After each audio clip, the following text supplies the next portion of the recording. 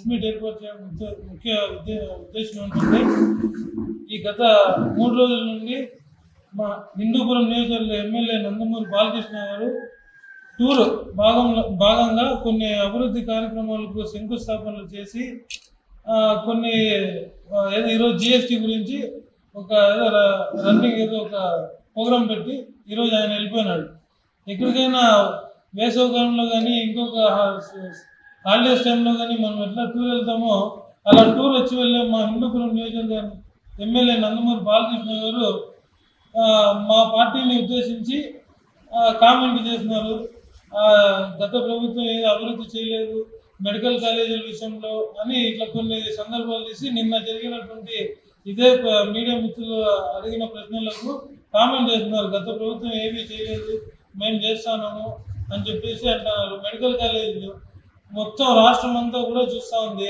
Medical కాలేజీలు ఎవరు కట్టినారు, ఎన్ని రన్నింగ్లో ఉన్నాయి, ఎన్ని పెండింగ్లో ఉన్న వాస్తవాలే మా నాయకుడు కూడా చెప్పాడు, మా నాయకులు కూడా చెప్పారు. ఇన్ని రన్ అవుతున్నాయండి, 4 రన్ అవుతున్నాయి, ఇంకా కొన్ని నిర్మాణంలో నడుస్తున్నాయి. 5 కళాశాలలు పూర్తిగా ఓపెనింగ్ అయిపోయినాయి. అందులో పాఠాలు కూడా నిర్వహిస్తాం. అవన్నీ కూడా వీడియోలు పేపర్లలో స్టూడెంట్లే పత్రికా విలేకరులు కూడా చెప్తున్నారు మేము మా పాఠాలు నేర్చుకుంటున్నాం అని చెప్పేసి. ఇవన్నీ కొన్ని సమస్యలు ఉన్నాయి, మీరు వచ్చి ఉన్నారు, మీకు మీ దృష్టికి వచ్చినాయో తెలియదు. ఇంతకుముందు విలేకరుల సమావేశాల్లో చాలాసార్లు చెప్పాము మన ఊళ్ళో సమావేశాలని. మీరు మెడికల్ కాలేజీ విషయాలు పక్కన పెడితే అవి ఇంకా నిర్మాణంలో ఉండే దాని మీద మీరు కామెంట్ చేస్తున్నారు. మీరు 2014-19 పీరియడ్లో మీరు ఎమ్మెల్యేగా ఉన్నప్పుడు మన హిందూపురం నియోజకవర్గంలో వాల్మీకి సర్కిల్ నుంచి టీచర్స్ కాలనీ వరకు వెళ్ళే సిమెంట్ రోడ్ ఏదైతే ఉందో డివైడర్స్ లేదు, ఇంతవరకు లేదు. మీరు 3 టర్మ్ ఇప్పుడు ఎమ్మెల్యే, మీ పీరియడ్లో మీ గవర్నమెంట్ ఉన్నప్పుడే రోడ్డు శాంక్షన్ అయింది, డబ్బులు వచ్చినా అన్నీ అయిపోయినాయి. ఇంతవరకు డివైడర్ లేదు, అన్ని సీట్ రేట్లు సరిగ్గా లేవు, అక్కడ నిలబడిపోయింది. డ్రైనేజ్ సమస్యలు వర్షం పడితే ఇప్పుడు కూడా అన్నీ బ్లాక్ అయిపోతాయి. బ్లాక్ అయిపోయిందంటే నీళ్ళు వచ్చి అన్ని ఎక్కడ ఊర్లో ఎక్కడ వెళ్ళినా కూడా ఉన్నాయి. ఇంకో వేరే సమస్యలు ఇంత రైతుల సమస్యల గురించి మాట్లాడినారు. రైతులు నేను ఉన్నంతవరకు అన్యాయం జరుగుతున్నారు, వాళ్ళకు సరిగా గిట్టుబాటు ధరలేదు, టమాటో రూపాయి పడిపోయింది. ఇట్లా చెప్పుకుంటూ పోయి చాలా ఉన్నాయి, చాలా సమయం పడుతుంది. వాళ్ళకు ఒక రైతు సంఘాన్ని ఏర్పాటు చేసి వాళ్ళు అక్కడ కనీస గిట్టుబాటు ధర ఏర్పాటు చేసే విధంగా వాళ్ళకు ఒక స్థలాన్ని ఏర్పాటు చేసి వాళ్ళకు ఒక కోల్డ్ స్టోరేజ్ ఏర్పాటు చేసి ఇవ్వండి. రైతులు ఆందోళన వెళ్తారు. మీరు మెడికల్ కాలేజ్ విషయంలో మరీ చెప్తాను, మీరు ఎత్తున్నారు కాబట్టి మీరు అనుకుంటే పెద్ద విషయం అయితే కాదు. ఆ పైన మెడికల్ కాలేజ్ అక్కడ 40%, 50% నిర్మాణం అయింది. దాన్ని మీరు ఎలాగైనా మార్చేయచ్చు గవర్నమెంట్ అనుకుంటే.